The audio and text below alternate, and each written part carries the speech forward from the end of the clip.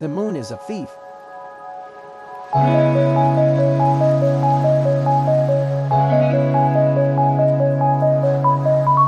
the I moon, can see even the other half. you There's can only the other half. see, yeah. The other half of the other quarter. The other quarter. So that one we refer to it as first quarter. Hiyo tunaitaka first quarter So tell me, kwa sababu moon already ishaenda 90 degrees from the sun. Sasa iko first quarter.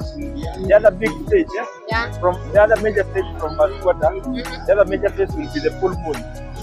Sasa the full moon, hiyo ndio sasa unaweza sema ni half moon kwa sababu itakuwa inakuonyesha. So Waislamu pekee yao wanatumianga ni moon to mark religious festivities. Unajua hivyo? Yeah, I've seen the moon. It has some writings in Arabic. Inakaa kama imeandikwa in Arabic, but they are called telescopes.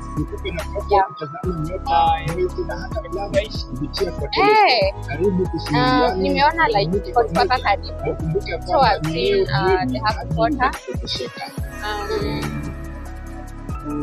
Iko na gladiators. That's what makes it so beautiful. It looks whitish.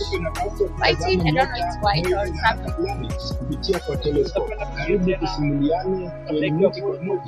Yeah, of course. When the moon, itakuwa full moon, mkikam, I'll be here. You see.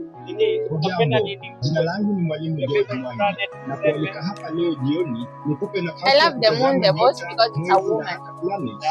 Yes, and she steals energy from the sun. Na ukumbuke kwamba ni leo jioni. So inaoneshana as women we steal energy from men.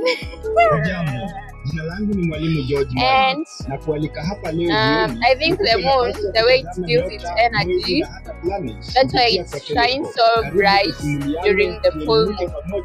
And hiyo bado huwa ina reflect na women. Yeah, I won't talk too much. Women will beat me. Jina langu ni Mwalimu George Mwanya. Subscribe to Nairobi Space Enthusiasts.